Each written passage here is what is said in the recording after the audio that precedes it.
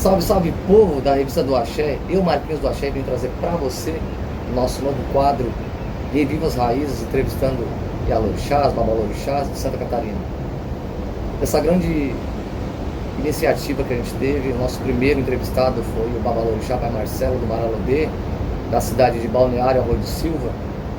Uma história emocionante, uma história bonita, um grande testemunho, e a gente trouxe junto no quadro Reviva as Raízes, o Pé na Encruza, que é a nossa mais nova podcast, que em breve estará no ar, tem novidades aí. E a gente trouxe no meio da entrevista, a gente traz o passado para o presente. Foi emocionante. Você que está aí vendo aí, curta, compartilha, comenta, vem comigo, vale a pena assistir essa grande entrevista. Beleza? Abração, vem nessa, me segue, vamos embora.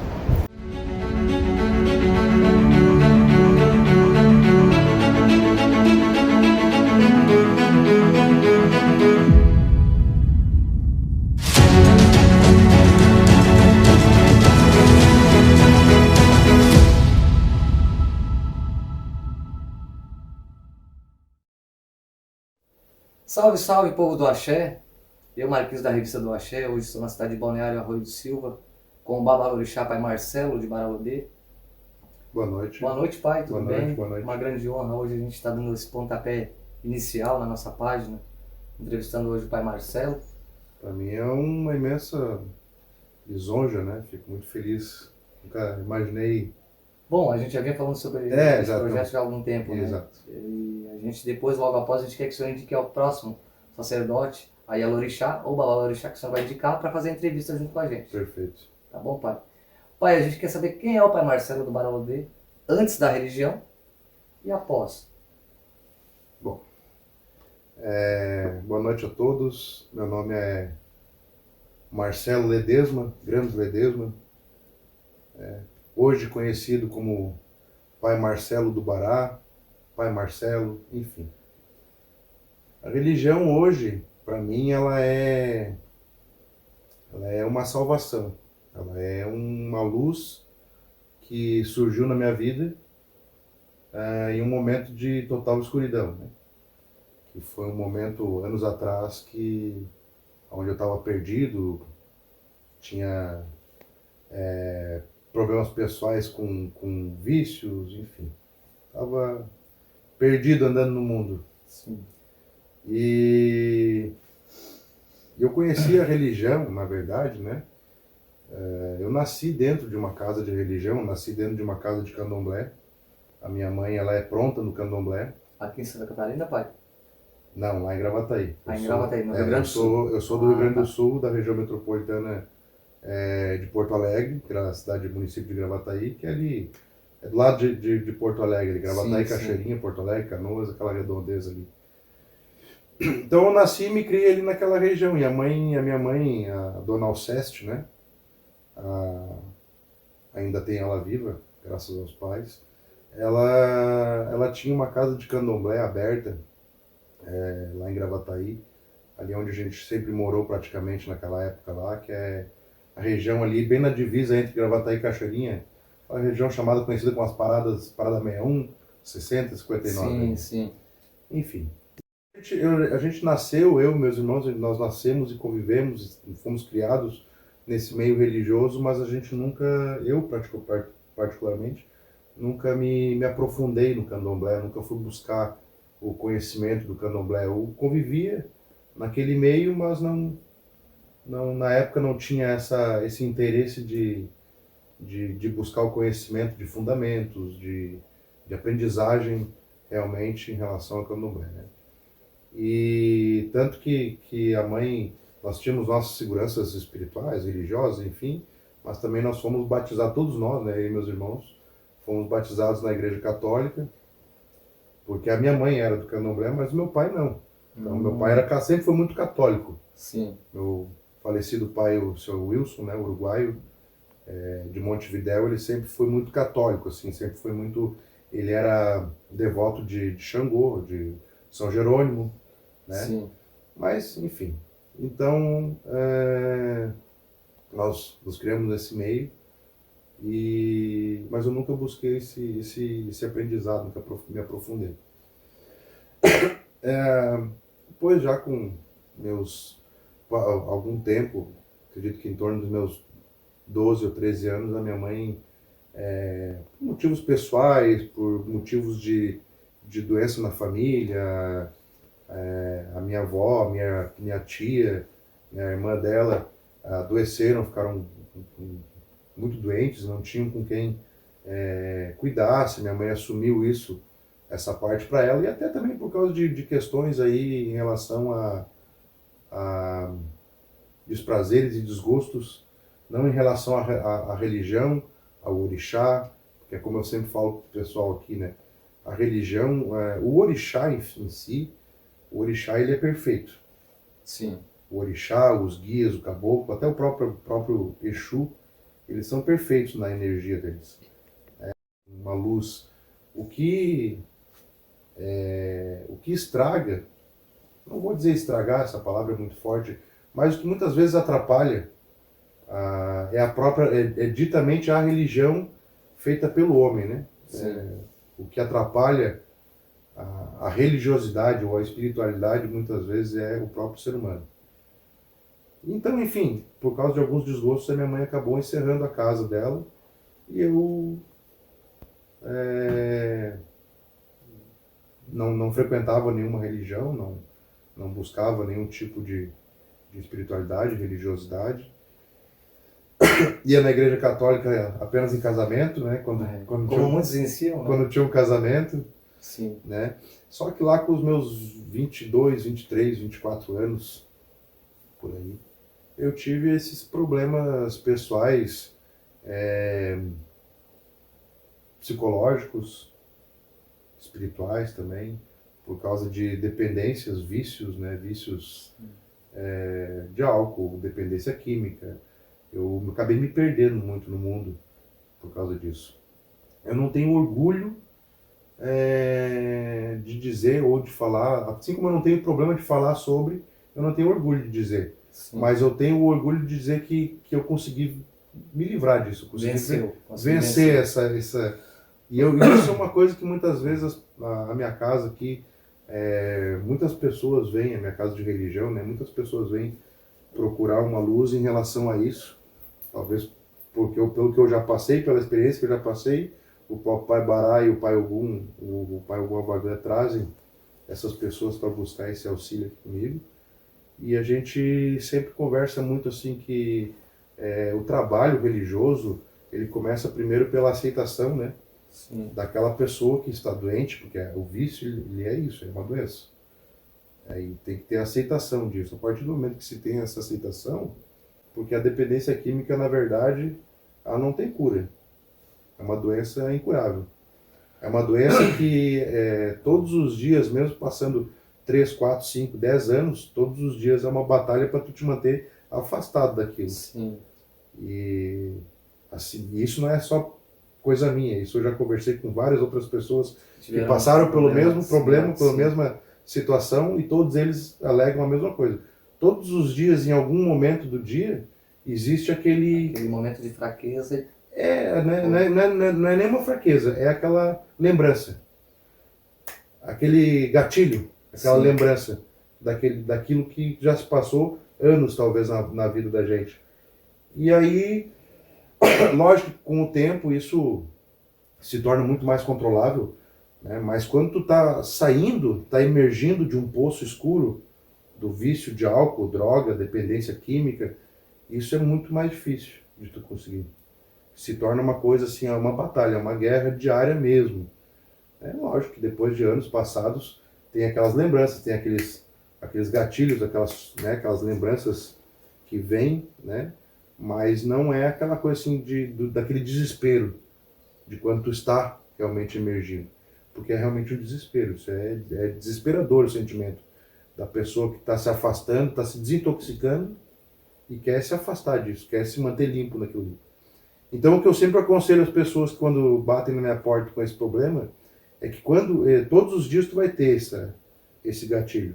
E quando tu tiver, a melhor coisa que tu pode fazer é sentar no chão e esperar. 3, 4, 5 minutos, isso passa. Então, senta no chão. Interessante, pai. Interessante. Isso foi um É conselho, verdade. isso foi um conselho que na época, quando eu estava passando pelo meu tratamento de desintoxicação, É aqueles 5 minutos. é, Né? esse tempo entre 3 e 5 minutos. Passou aquela ansiedade, aquela angústia, aquela situação determinada. Sim. Então, isso foi um conselho porque eu fiz tratamento com medicação, controle psicológico, controle psiquiátrico, mas eu nunca aceitei a internação. Me foi sugerido isso. Sim. Vamos te internar, tu vai ficar um tempo afastado da sociedade. Eu disse, não, eu não quero. Eu acredito que eu posso, Queria vencer a eu guerra, posso no meio da guerra. batalhar pelas minhas forças, né? E buscar isso, tirar isso de mim. E Sim. eu não quero me afastar da família, porque a família, nesse momento, a família é o mais importante. São os melhores aliados que tu vai ter. Porque são as pessoas que realmente vão estar do teu lado, te incentivando. Sim. Porque da mesma forma como eles estavam do teu lado, passando o trabalho, porque o viciado, ele sempre acha que ele está se estragando apenas a si mesmo, né? E não enxerga que aquele mal que ele está fazendo para ele está causando mal para a mãe, para o pai, para os irmãos, para a esposa, para os filhos que convivem junto. Isso foi em meados ali na sua idade, Entre os 22, 23, 24 anos, quando eu comecei a me... Porque a partir dos meus 19, 20 anos eu comecei a usar droga recreativa. Mais próximo. Comecei a usar uma droga recreativa em momentos esporádicos. Uma festa, uma balada, alguma coisa. E ali pelos 22, 23, 24 anos eu comecei a me aprofundar nisso. E aí em seguida eu tive algumas perdas familiares, né? Perdas de pessoas muito próximas a mim, que isso só piorou a minha questão psicológica em relação a isso. Foi aonde, naquele momento, para não focar nessa dor, eu me utilizei mais ainda do vício da dependência química. Sim. Isso. Foi uma passagem, enfim, que hoje serve como lição, um testemunho para poder ajudar até o próximo, né? Com certeza. Então eu aconselho as pessoas, quando tem esse problema, quando vem aqui procurar uma ajuda em relação a isso, esse conselho eu recebi do meu psiquiatra, quando eu fazia consultas mensais, cada 15 dias eu fazia uma sessão de terapia, conversava, abria como é que estava aquele momento, né? E aí pegava a minha receita também e fazia uso da medicação. E ele sempre me falou isso, quando vinha vontade naquele momento do dia, não interessa o momento que for, porque não é uma hora certa, não é sempre às 11, sempre às 10, sempre às 9 da noite, não. Aquilo em algum momento do dia que não vai acontecer. Sim. Então esse médico sempre me falou isso, quando vinha essa vontade, tu simplesmente senta no chão, senta e espera passar e fica, que vai dar 5 minutos e isso vai passar. Porque o teu organismo vai reagir contra, né? Até que isso se desintoxique, até que essa química saia do teu organismo, né? Demora um tempo, né? Dependendo principalmente do tempo que a pessoa está fazendo essa utilização, né? Então, enfim. E nessa época eu me utilizei muito, tentei buscar um caminho de fé, né, para me ajudar nessa batalha aí. E aí por mais que eu tivesse nascido, me criado no meio religioso afrodescendente, não foi a minha primeira opção, sim, sinceramente. Sim. Eu comecei a frequentar algumas missas católicas, fui na missa católica, depois comecei a frequentar algumas mesas kardecistas, né, o espiritismo de Allan Kardec. Sim. Fui em algumas sessões, né, fui bastante sessões de espiritismo. Depois, aí meu irmão, nessa época, o meu irmão mais novo, ele já era da igreja evangélica, já estava se preparando para ser pastor na igreja, né? O seu irmão, então, ele é pastor? O meu irmão mais novo, ele é evangélico? Ele é pastor evangélico da Assembleia de Deus. E nessa época ele já estava se preparando, né, para esse sacerdotismo. E ele me convidou para ir também na igreja evangélica. Eu fui, em alguns cultos com ele, mas a gente não adianta, eu não me encontrava. Acabou não se Sempre, achando. sempre ou num ou outro, eu não conseguia sentir dentro de mim algo que me dissesse, não, aqui tu vai ter a força que tu precisa. E aí conversando com um amigo, era um amigo, não era bem dito amigo, era um parceiro comercial, nós fazíamos negócios comerciais, ele era vendedor, eu já estava trabalhando aí com comércio, com vendas livres, né? Trabalhava, na época meu pai e minha mãe eles tinham um mercado eu trabalhava fazendo vendas e entregas na rua. E esse rapaz ele era vendedor, ele vendia para mim e eu revendia, enfim. Sim. E aí conversando abertamente um dia com ele aí, a gente tinha uma proximidade boa sobre, né? Eu abri meus problemas com ele, nem imaginava que ele era um bandista ou que fosse sacerdote religioso, alguma coisa ligada à religião. Apenas conversando e falei sobre, né? Eu já tinha até me consultado com um pai de santo lá na região de Cachoeirinha, lá. Cachoeirinha, já tinha me consultado, tinha ido a uma mesa de búzios e para ver sobre essas questões todas, né? E aí me foi falado por ele que, lógico, meus problemas psicológicos, pelos caminhos aonde eu trilhava, os lugares aonde eu frequentava na época que eu tinha essa questão da dependência química, eu estava com um desequilíbrio espiritual muito grande. E esse desequilíbrio é o que é conhecido, chamado ou dito, né, nomeado por nós como Quiumba, Egum, espírito obsessor, enfim. Sim. E eu teria que buscar um auxílio em relação a isso. Só que eu não sei, né, por algum motivo eu não consegui naquele momento ter uma aceitação em relação a isso. Isso que é uma coisa talvez estranha, né, porque a gente para crer, né? E a religião, porque a diferença entre a religião e a ciência é isso, né? A ciência você vê para crer. E a religião você crê para ver. Exato. Né? E, enfim, eu não tinha essa aceitação em relação a esse diagnóstico. Né? Não cria, não acreditava. E o senhor lembra do nome desse seu amigo? Enfim, conversando com ele sobre isso, esse amigo, ele se chama o Fábio, que é conhecido como Pai Fábio de Barajelu. Pai Fábio de Barajelu. Conhecido lá Uma cidade, pai? De Cachoeirinha. Cachoeirinha. Cachoeirinha. Ele é lá no Rio Grande do Sul. vivo? É vivo. Ele tem vivo. mais ou menos em torno da minha idade, 40, 42 anos. Pai, a gente tem um projeto na nossa revista agora, uma novidade, que é o Pé em Cruz. E nem todos os sacerdotes serão premiados. A gente vai fazer um sorteio antes da entrevista e a nossa equipe prepara um Pé em Cruz. E dessa feita hoje, nessa entrevista, o senhor foi sorteado. E eu queria ver se o senhor topa o Pé em Cruz. Mas como é que funciona isso? Topa ou não topa? Topo. Vamos esperar um pouquinho. Voltamos agora. Eu vou mostrar uma foto pro pai e vamos ver se essa pessoa é conhecida com o Pé na Cruz. Tá? Essa foto o senhor conhece, pai? Peço que o senhor dê uma olhadinha com mais calma. Conheço, claro. Conhece? Essa foto é antiga? Nossa, É? muito antiga.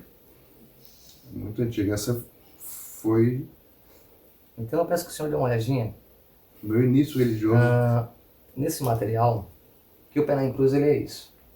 Tá?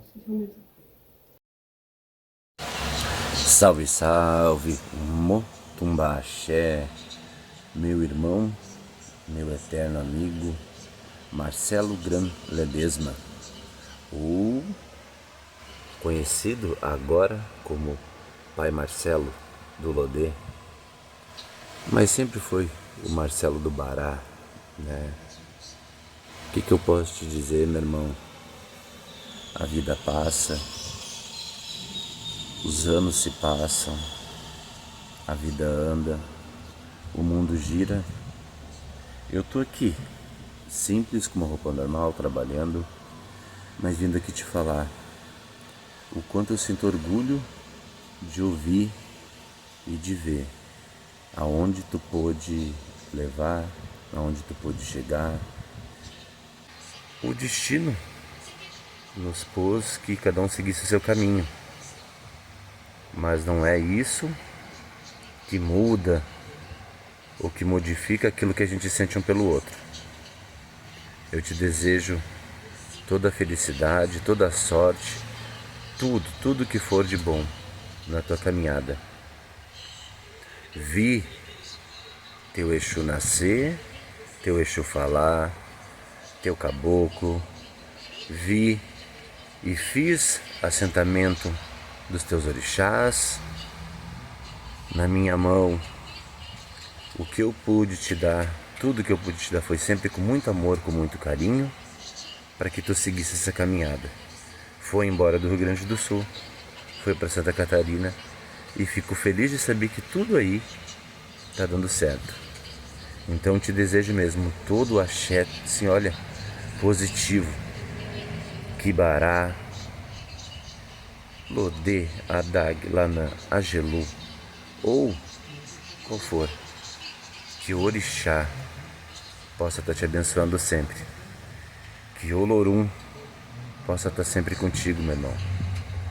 Eu te amo, sempre te amei. Um grande abraço para ti e segue esse caminho.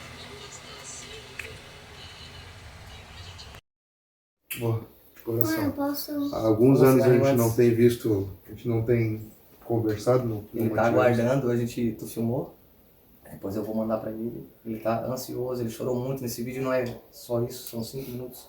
Travou, chorou. A gente não manteve mais contatos e a gente teve algumas questões, eu acredito que todos faz parte da caminhada do ser humano, às vezes tem algum desentendimento, outro, mas a gente nunca foi inimigo de desejar mal um ao outro. Da A gente forma que se trata o senhor, né? Foi seu exatamente, o senhor, ele fez. como ele falou na filmagem, ele viu seu Exu chegar, afirmar, é a evolução que veio. Para o senhor, na boca dele, é pai Marcelo, mas sempre o Marcelinho. Então, a forma que ele vinha tratando com carinho. E aí a gente foi, buscou esse conteúdo, conseguimos o número dele através teve a mãe Aline, a participação, que já conhecia. E a gente achou o Face, entrei em Vocês contato. fizeram uma caminhada, né? Você é um ligeiro. A gente E aí a gente conseguiu entrar em contato, ele me atendeu muito bem, depois eu vou agradecer ele. Esse vídeo que o senhor acabou de ver vai estar junto na filmagem, a gente vai editar, vai aparecer ele falando sobre o senhor olhando a filmagem. E o Pé na Encruza vai ser isso. A gente legal, abordar cara. o pai de santo no momento que ele não espera. Aquela pessoa X que ele achou. E a gente rompeu uma barreira. Que legal. Agora, servir um cafezinho, tá mais tranquilo, pai? Tô, poxa. Esse Pé na Encruza, o nosso intuito, né, é sempre abordar o sacerdote dessa forma. Foi bacana, pai, agradeço Nossa, pela confiança eu do que cara. fico lisonjeado, porque A gente vai emocionante. pôr aqui também na edição, o pessoal vai acompanhar o relato do pai Fábio. Foi quem cascou o senhor, né? Sim. Agora sim, o senhor vai poder continuar a sua passagem espiritual. Então, é uma coisa que a gente conversa bastante, às vezes as pessoas, meus filhos de santo mesmo me questionam, né? Quando a gente tá no batuque, né? Já me perguntaram por que quando toca a reza, né? Puxa a reza do pai Barajelu, eu tô tão concentrado ali, enfim, eu me emociono e faço questão de me abaixar na reza do Pai Bará. Porque me passa, naquele momento, me passa aquele filme na cabeça de tudo que eu passei, né? Ao que eu estava passando naquele momento ali de angústia, de buscar algo onde eu pudesse concentrar realmente uma fé e um amparo, né? E por mais que tenhamos tido nossas talvez diferenças de opiniões e talvez até alguma desavença, né? O Fábio para mim sempre foi um cara muito amigo, a gente sempre foi muito amigo um do outro. O tempo que a gente caminhava junto, a gente sempre foi muito amigo um do outro, a gente sempre conversou muito, ele sempre me deu orientação, sempre me ensinou Lembrando muito. que ele era seu fornecedor, né? A gente trabalhava junto, a gente tinha Depois se tornou pai de santo. contato comercial, exato. E aí enfim, naquela época conversando com ele, ele me convidou para ir numa gira de Exu. Eu convido, então, quem sabe vamos eu tenho uma quimbanda para ir, uma festa de Exu para ir, não quer ir comigo? Para tu conhecer, para tu ver, para de repente tomar um descarrego com os Exus. Um passe? Um passe. Eu disse, com certeza, vamos embora, né? O senhor já sabia o que era Exu? Já tinha conhecimento. Já tinha esse Ele da conhecimento. sua mãe, né? Exato. E aí eu fui com ele, lembro até hoje, né? Foi uma festa de Exu na casa também do... foi uma festa de Exu também na casa do também pai Marcelo, do Exu Caveirinha, lá em Cachoeirinha. E no início eu cheguei ali meio angustiado, meio preocupado. E ali naquele tambor de Exu, cara, naquela corimba de Exu ali, nossa, eu senti uma vibração, algo inexplicável. Aquilo me chamava, aquilo me aliviava a minha angústia, me tirava meus pesos, me deixava leve. Alimentava seu ego? De alguma forma aquilo me fez me sentir bem e de acreditar que realmente eu tinha um caminho, né? Para colocar fé, para colocar determinação, e que eu não estaria mais sozinho nessa batalha diária que eu convivia na época, que era o de me livrar de todos os problemas psicológicos, espirituais, ao qual eu era assolado, né? E naquele dia, se eu não me engano, foi naquele dia que eu senti uma vibração aonde, nessa corimba, não chegou a ser uma incorporação, né? Mas se apresentou. Uma vibração. Uma vibração que se apresentou ali naquele momento, que depois se confirmou, né? Pela forma como se apresentou, sempre abaixado, quase que com a cara no chão, enfim, que é uma incorporação geralmente das linhas de Exu Caveira, né?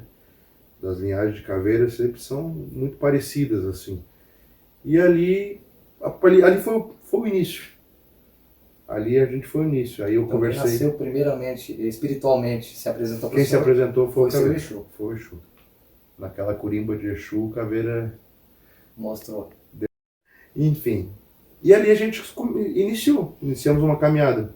Conversei com ele, começamos a trabalhar em incorporação, né, desenvolvimento espiritual na Umbanda, na Quimbanda. Em seguida, não muito tempo depois, eu fiz o meu primeiro bori de aves com o Fábio, né, com o pai Fábio. Ele fez meu primeiro bori de aves. E aí foi o início disso tudo, né? A gente caminhou juntos por 6 ou 7 anos, se eu não me engano. Sim. Foi um tempo... Foi ele que cortou a primeira vez, alimentou a energia de Exu para mim. Foi aonde eu iniciei a minha caminhada de Umbanda. Foi aonde foi feito a minha Umbanda. Foi aonde o primeiro assentamento de Exu foi feito. Sim. Foi onde o primeiro assentamento foi a faca do pai Bará, que alimentou, que foi feito o assentamento do pai Baralodê. Foi pela faca do pai Fábio. Então, ao Fábio eu só tenho uma gratidão imensa e mantenho a palavra de dizer que a gente sempre foi muito amigo, continuamos sendo amigos, mesmo tendo nos afastado, não conversando mais depois de alguns anos, né?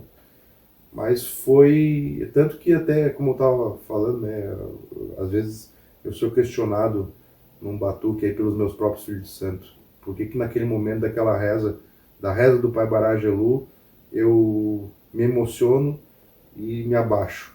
Porque foi o meu início. Naquele momento ali, naquela reza, onde vem aquele filme todo do início da minha caminhada religiosa, aonde eu passei a realmente ter uma fé firmada, saber que eu jamais estaria sozinho, porque por mais que eu estivesse com problemas, com dificuldades, eu teria sempre os meus orixá comigo, né, o Pai Bará ao meu lado, os meus guias me amparando. Então a gente nunca mais fica sozinho, na verdade, né? Quando é firmada e tu coloca realmente crença, né? A gente nunca mais se sente sozinho. E a É mais partir desse difícil. posto, né, do início com o pai Fábio, aí o senhor teve a resposta que o senhor precisava. Sim, sim. Livramento. Não, com certeza. A partir disso eu comecei a ter uma melhora muito grande até no meu próprio dia a dia. Não tinha na época, jamais passou dentro do senhor, você é o pai Marcelo do Barão. Não, ao contrário, até eu sempre dizia assim, não, eu não quero. Eu via a loucura que ele, né, o dia a dia que ele, né, as questões que ele passava com filhos de santo, Sim. e eu sempre dizia para ele, cara, não, isso não é para mim, cara, eu não vou ter discernimento para lidar com os problemas alheios. Não é fácil, né? Não, cara, imagina. Então isso foi anos aí que O senhor lembra mais ou menos o ano que o senhor iniciou com o pai Fábio?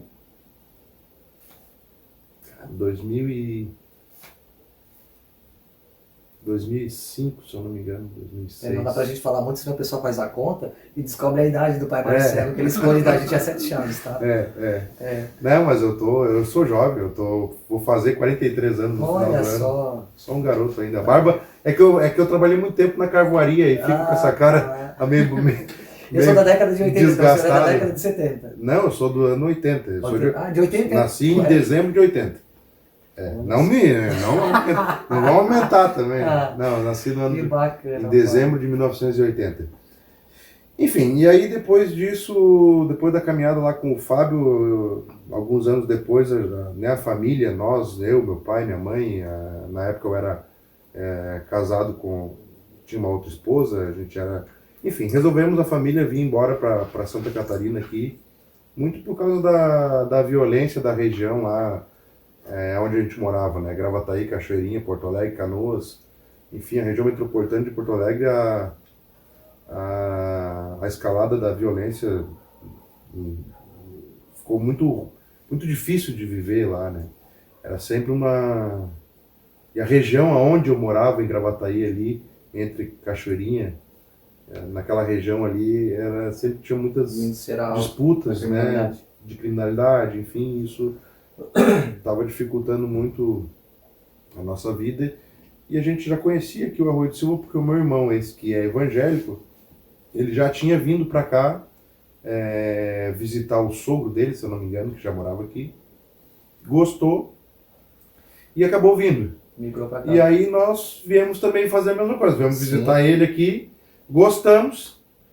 Aí a gente deu uma olhada aqui nos valores de terreno, de terra.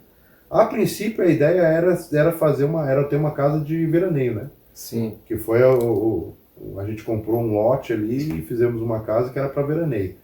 E acredito que 2 anos depois, né, a gente veio veranear 2 anos seguidos aqui. 2 ou 3 anos. Isso foi em 2016, se eu não me engano.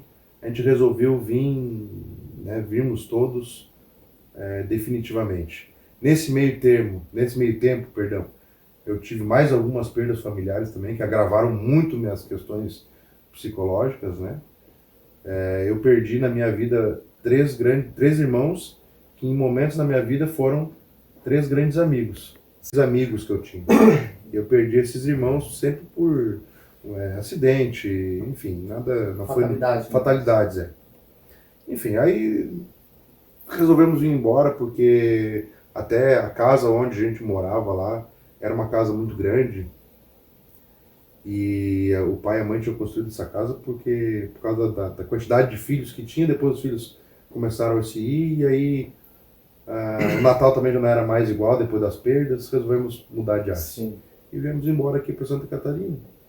Chegando aqui eu tive uma breve passagem com a mãe Gislaine da Iemanjá. E em seguida eu fui procurar o pai Josivan do Ogum, aqui de Araranguá, exatamente.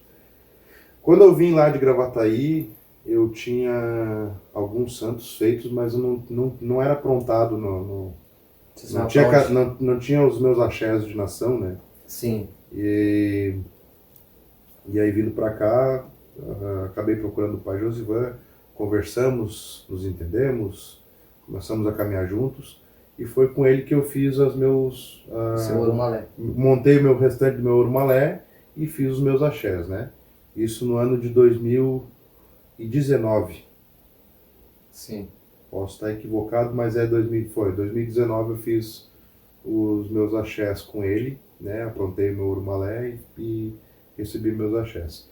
Até então, eu ainda mantinha a ideia de que eu não queria, Ser pai? não queria essa função de pai de santo, não queria ter essa responsabilidade de lidar no dia a dia com os problemas, com as questões, né, me envolver. Mas a gente também não é dono dos nossos caminhos, né? Ele vai trazendo essas questões à nossa porta, a gente vai evoluindo também dentro de conhecimento, buscando conhecimento. Eu sempre busquei bastante conhecimento, né? Fui estudar religião, fui conhecer religião, fui buscar me informar muito sobre trabalho, sobre limpeza, enfim, né? Sempre fui muito de questionar, de querer estar junto, de estar ao lado do Pai de Santo, Sim. aprendendo, buscando. Porque para poder ter um conhecimento. Para ter o conhecimento, porque a religião, ela é algo que você, por mais tempo que passe, por mais anos que passem, por mais pronto que você se sinta, sempre tem algo a aprender. É verdade. Pai. Sempre tem algo a aprender, sempre tem uma forma nova de fazer que vai talvez dar certo para um, mas talvez não dê certo para outro. Sim. E isso você vai muitas vezes juntando aquilo que deu certo para um, que não deu tanto certo para outro, você mescla e acaba fazendo algo melhor para o próximo. E assim é a religião. A gente está sempre em constante evolução, na minha forma de ver, né? E nessa questão do estar pronto, mas não querer ser pai, eu lembro bem de uma vez que eu e o pai Josivan, após uma sessão de Exu na casa dele, terminou a sessão de Exu, nós saímos, eu, ele e mais alguns outros irmãos da casa, a gente foi fazer um lanche após a sessão na casa dele. Fomos fazer um lanche. E aí, nessa de estar pronto e não querer ser pai, nós estávamos conversando e eu falei para ele, né? Ele me questionou. Cara, por que você não busca esse caminho de... Não começa a pensar em talvez futuramente abrir a tua própria casa? Eu expliquei exatamente isso para ele, que eu não era nem o fato de não me sentir pronto, era o fato de não me sentir, não pronto religiosamente, mas não me sentir pronto para lidar com os problemas. Preparado. Né? Para pôr o probleminha no bolso para poder cuidar do próximo. Exato, para ajudar o... Mas ela tem uma flora anexada aqui junto com a casa Exato. de religião, flora 7 linhas. O senhor já tinha ela aberta? Ah, sim, a loja já no primeiro ano que eu vim morar definitivamente aqui, eu já abri ela. O senhor já abriu a loja, a loja. A flora já. A loja esse ano, nesse mês de agosto, até entramos hoje em agosto, né? Dia 1º de Então, a agosto. loja está de aniversário. Exatamente, a loja está nesse mês fazendo em 2010, deixa eu fazer as contas para não me perder, 7 anos. 7 anos. 7 anos, cara. Olha como passa rápido. Viu? 7 anos de loja aberta já. Então, já quando o senhor decidiu, já tinha sua África montada, Sim. a loja já estava tocando, porém o senhor não sabia se você é pai ou não. Pronto, decidi. Na verdade, quem me incentivou, quando eu abri esse pensamento, esse sentimento de não me sentir talvez pronto, não saber como lidar para ajudar em relação a problemas alheios, quem me incentivou a isso foi o próprio pai Josivan. O pai Josivan me deu essa certeza que a partir do momento que eu resolvesse tirar esse sentimento de dúvida da minha própria cabeça, quando alguém viesse bater na minha porta, eu estaria firme para lidar e resolver, ajudar, né, a lidar para resolver o problema Então, dessa pessoa. o pai Josivan, o Babalorixá Pai Josivan, que é da cidade de Araranguá, ele foi o pivô que Exatamente. incentiva o senhor a nascer um pai. Exatamente, exatamente. Tanto que os primeiros filhos que eu lavei, que eu lavei a cabeça, né, foram na casa dele, porque eu ainda não tinha um espaço. E o senhor lembra o primeiro filho, pai? O primeiro filho de santo que eu lavei a cabeça. Ui, agora? Deixa eu pensar bem aqui para não cometer uma gafe.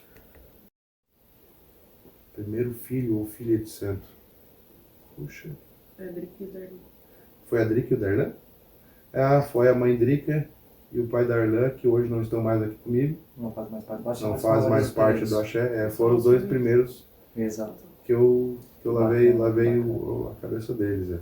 Depois, em seguida, veio o Sandro do Bará, né? Que hoje também já não está mais aqui.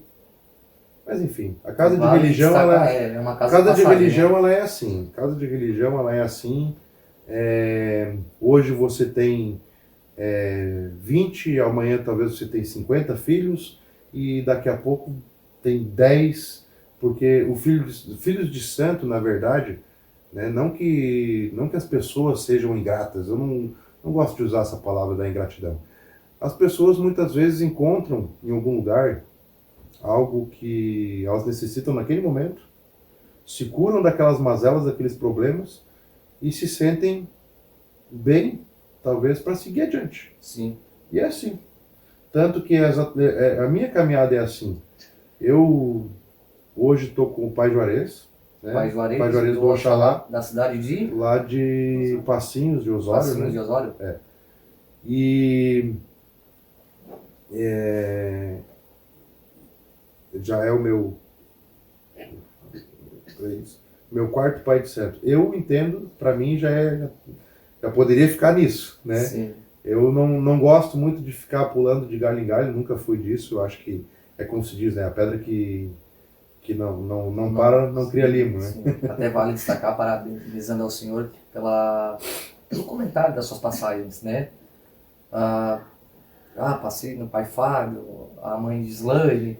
Com todos eu tive Slane, sempre assim. muito aprendizado. Eu sempre, como eu disse, o filho de santo ele só vai aprender dentro da casa de religião e com o pai de santo, com o Babalorixá, ele só vai aprender estando junto. E o pai de santo, muitas vezes, no meu caso, né, como eu falo pro pessoal aqui, eu tenho meu próprio negócio, eu tenho meu ganha-pão, eu tenho meu horário ao qual eu posso estar disponível como pai de santo e o horário que eu não estou. Sim. Porque eu tenho meu ganha-pão, que é o horário comercial, é a minha loja. Como você falou, a Flora Sete Linhas é o meu negócio, meu ganha-pão, é meu carro-chefe. Né? Então, naqueles horários comerciais até 6 horas, às vezes até um pouco mais, 7 horas da noite, eu estou envolvido com isso. Às vezes lembrando, né, que às vezes vem os pais de santo e ligam pro senhor fora da hora. Sim. E Mas a gente é atendido. Vale destacar. É o que eu falo pro pessoal. Nós estando aqui, a gente está atendendo. Mas o que eu falo assim, só que tu só vai aprender com o teu pai de santo, só vai aprender com o pai de santo, com a mãe de santo, com o Babalorixá, com a Elorixá, quando eles estão na cozinha. Sim. No quarto santo. Você não vai aprender com o teu pai de santo através do WhatsApp. Porque o pai de santo marcou que vai fazer uma função, vai cozinhar, vai assentar, vai escorar, vai trabalhar no meio religioso. Quem quer aprender, cola no pai de santo. Eu sempre fui assim. Os pais de santo marcavam ali uma função, eu quero aprender. O interesse de aprender é meu. Eu quero estar ali, eu quero pegar o fundamento, quero aprender fundamento. Porque tu não vai aprender fundamento estando o pai de santo na casa trabalhando, fazendo, cozinhando, preparando, montando uma obrigação, e você em casa assistindo a televisão. Infelizmente. E hoje, aqui no reino do Pai Baraldi, o senhor tem a sua África montada, sua Umbanda montada e sua Quimbanda montada. Exato. Correto? Então, uma pessoa que queira pegar um atendimento espiritual, seja na nação, seja na Umbanda ou na Quimbanda, o senhor tem aqui disponível. Exatamente. Tenho esse leque, vamos dizer assim, né?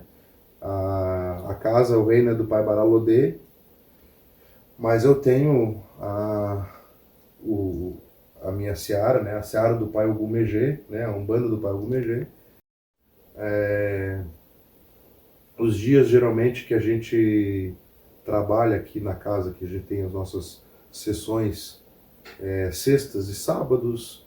Hoje, ultimamente, até nem tenho tido tanta sessão aqui na casa, porque eu estou com muito convite fora. A gente cria amizades e pessoas que gostam da nossa companhia. A gente gosta também de compartilhar o carinho das pessoas, então eu tenho muita... Hoje eu estou com bastante convite, aí praticamente o agosto todo aqui com convites para uma sessão, para uma sessão festiva, um batuque, enfim. Mas geralmente a gente toca aqui numa sexta-feira da semana a quimbanda, e na semana seguinte, no sábado, eu toco a umbanda, né? É assim que a gente trabalha, porque a gente tem que ter esses dois lados bem firmados, né? Equilibrar a umbanda e a quimbanda, até para poder desenvolver incorporações, né? A incorporação, né? Firmar a incorporação dos guias, né? E porque assim, por que eu falo nessa questão da umbanda e da quimbanda? Porque a nação africana, a gente vive no dia a dia, né? Sim. O batuque, o orixá, é o dia a dia.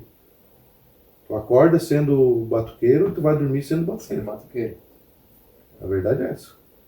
Né? Eu, pelo menos, sou assim. Eu acordo, tomo meu café aqui, aí saio aqui, do lado aqui mora a minha mãe, minha terreira, meu salão fica aqui nos fundos da loja, né? Para quem não sabe. Eu vou ali dar um bom dia para minha mãe, e já entro dentro do salão, vou lá dar bom dia para meus orixás, vou lá dar bom dia para minha umbanda. Né?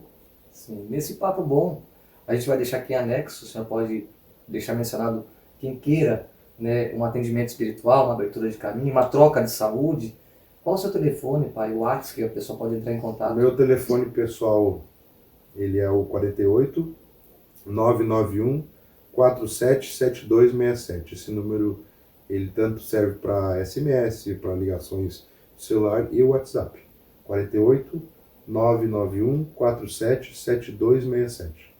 Bom, gente, o papo tá bom. A gente quer agradecer, pai, pelo pé na encruza. Imagina, Foi uma foi surpresa emocionante pro senhor, para foi bom. mim. Deixa grande abraço aí pro pai Fábio também, da revista do Axé, que topou fazer esse Não, projeto com a gente. Eu que agradeço, foi emocionante, fico muito feliz de ver o Fábio também bem assim, tá? A gente regula de idade aí, parece que eu tô bem mais velho que ele tá conservado, cara. Bom, gente, pai, a gente vai pedir para que o senhor indique a próxima Yalorixá ou Babalorixá que venha a ser entrevistada pela revista do Axé. Hoje eu gostaria de indicar a pessoa qual eu sei que também tem uma história muito bonita para falar, para contar, para apresentar, né, para o teu público.